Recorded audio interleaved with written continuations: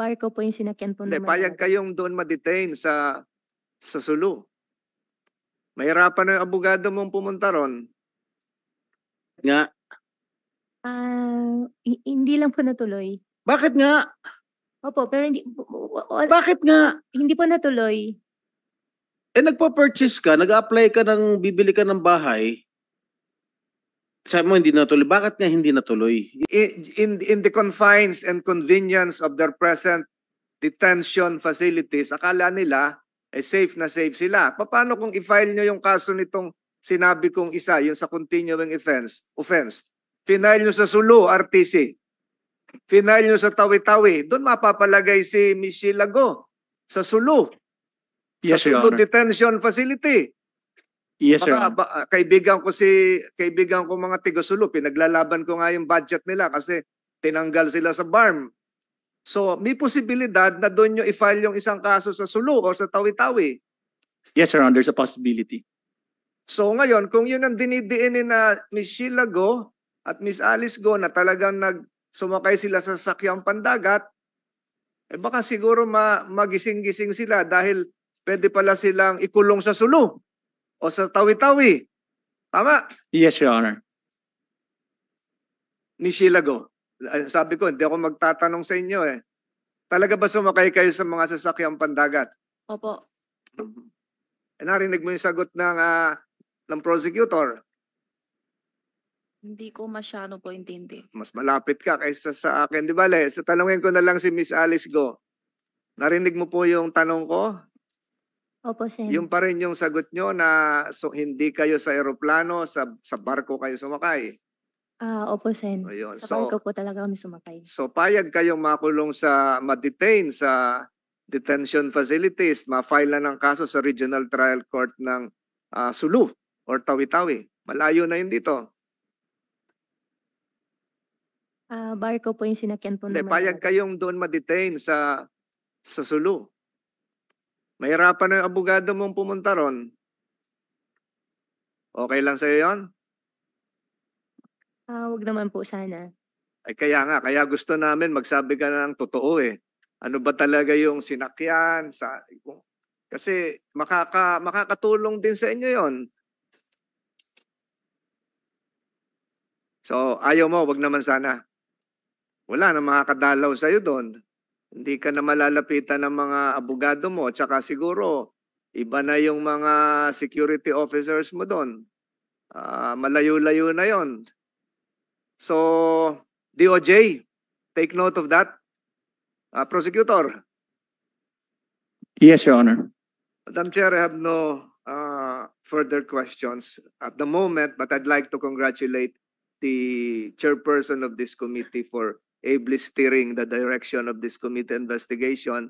At the outset, you were able to lay down the subset of proposed legislative remedial measures that the committee would like to espouse. I congratulate you for that, as well as the cases that have been filed so far and future cases to clarify. And as we reach the tail end of this committee investigations, I reiterate my appreciation and congratulate you for a job well done, Madam Chair. No further questions. I now yield the floor to my other colleagues present here. Thank you. Kahit estimate lang, Year 2000 po, Sen. year 2000, Pero hindi ko po maalala nung exact year. around that date, no, more or less. Opo. So, tinuruan ka ba ng tatay mo na magnegosyo? Opo, tinuruan po niya ako sa piggery.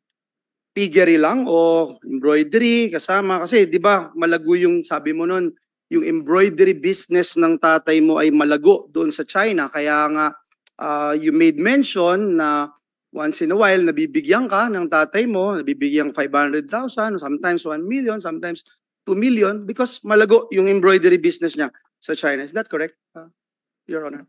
Opo. So tama.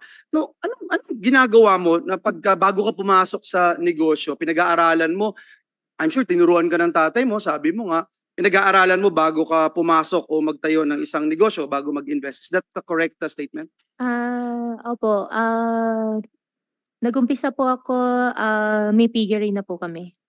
May piggery na. So again, but again, to repeat the question, ikaw, papasok ka sa isang negosyo, tinitingnan mo, pinag-aaralan mo before you go or invest. Tama, okay. The answer is yes, Madam Chair. May mga negosyo ka ng ilang taon na pag tinitignan namin yung mga records dito, puro palugi. At yung iba, talagang lugi. Parang hindi tuloy kami naniniwalang pinag-aralan. Kung totoo yung ipinapakita o nais ipakita nitong mga negosyo na ito. Would you say na may mga napabayaan kang negosyo, alias Alice? Napabayaan ka na negosyo? Sen, anong company po? Whatever it is, because I can name one. For example, QJJ Embroidery. If we can show slide 1. Yung QJJ Embroidery, ang nire-report dito, kumikita ng 720,000 noong 2023, 440,000 noong 2022. Pero pag tinignan mo yung mga expenses ng kumpanya, sobrang laki. Kaya hindi mo makita yung whether or not maayos ang pagpapatakbo nito. Yung Baofu naman ay gumagastos ng tinatayang, yung kanina pinakita ni Senator Win, no? Yung construction pa lang, about 7 billion na. Tapos may tinatayang 6.1 billion na gastos. Pero taon-taon, lugi simula 2019. 2019, lugi lagi, no?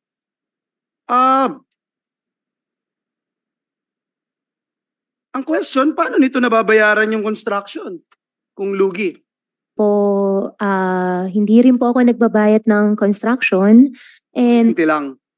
And for that po, I invoke my right against self-incrimination po. Binanggit yung kuryente, invoking the right to self-incrimination. Anyway, kasi parang trend po, Madam Chair, na laging mas mataas yung expenses ng mga kumpanya niya kesa sa kanyang kinikita. Hindi ko alam kung operational po ito, no? Let me show you another slide, itong slide 3. Pag tinignan niyo po, ganyan din po, no?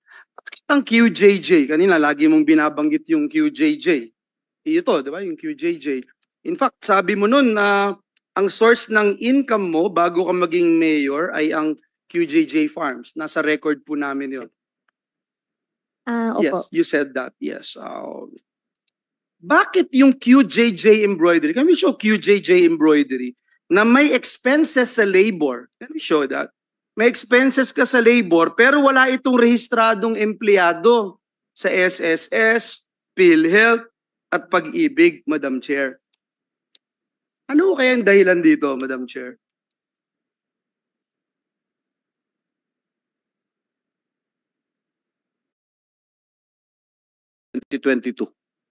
Nag-celebrate. Hindi ko matandaan po, Your Honor, pero pag nagbe-birthday po ako, sinusurpresa po ako nila, yung mga Alice? staff ko po, sila Ate Che. Nila Alice? Hindi po, Your Honor. Hindi, meron kasi ako litrato dito. Kuha mo ito nung birthday mo no August 22. Yan, no? Happy birthday. Alam mo kung saan to? Hindi ko po makita, Your Honor. Malayo po. Oh. Sa Alpha Land Baguio Mountain Lodge. Familiar ka? Are you familiar with it? Ay, opo, Your Honor. Oh. Hindi ba dun yun? Diyan po, Your Honor. Okay. So, kahit malayo pala pag tinatanong na, alam mo. Yung sinabi niyo pong alpalan, naalala ko po. Member ka? Hindi po, Your Honor. Hindi ka member? Hindi po, Your Okay. Honor. Salamat. Alice. Alias Alice. Ikaw ba nag-attempt na bumili ng bahay sa Alpha Land Baguio Mountain Log Homes? Opo, pero hindi po natuloy. Magkano? Hindi ko po maalala po, hindi po natuloy. Pero nag-attempt ka bumili ng mag-purchase? Nag-expire po. Ha? Po, opo. Naging buyer ka? Kailan? Hindi ko na rin po maalala no year po eh. Hindi mo laging ganun ang sagot niyo, no? Hindi niyo maalala. Papaalala ko sa'yo, November 10, 2022. Alright? Hindi natuloy. Bakit hindi natuloy? Opo, hindi po natuloy. Bakit nga? Hindi lang po natuloy. Bakit nga? Opo, pero Bakit nga? hindi po natuloy. Nagpa-purchase ka, nag-apply ka bibili ka ng bahay, sabi mo hindi natuloy. Bakit nga hindi natuloy? Yun lang ang tanong ko sa'yo. Opo, hindi lang po natuloy po. Sinungaling to itong babaitang to. Okay. You signed an agreement on November 10, 2022 to purchase a log home worth, take note, 95,200,000 for a log home. Is it true? Opo, pero hindi po natuloy. But you attempted to purchase. And that's why I'm asking you, bakit hindi natuloy?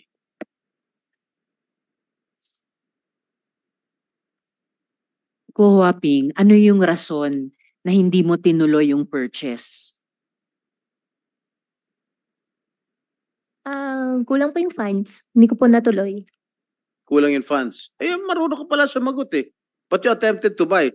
So may capacity ka to buy a log home worth 95 million.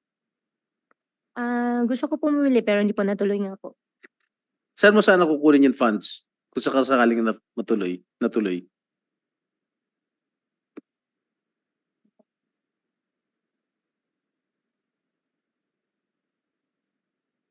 Hindi po natuloy dahil hindi po natuloy dahil hindi po nakumpleto po yung O magkano din ang pera. payment mo? Down payment po is 15% po yata. So hindi mo na na-recover yung down payment? Na-forfeit na ba yun? O sinuli sa'yo ng Alpha Land? Wala pa pong usapan po dun. So ano mangyayari doon sa 15% down payment po? Hindi mo na susubukan na i-recover? Dahil di na natuloy? I-recover po. Hmm? I-recover po. So, ikaw ba nagbigay ng birthday bash kay Mayor Kalugay? Kasi nagkakatugma talaga lahat eh. Sa t-shirt, sa bag, pati sa Happy Penguin, pati dito sa Baguio Alpha Land. Hindi po. Ha? Pero nandito ka nung birthday niya. Sa Alpha Land. Alpha Land, nakarating na po ako.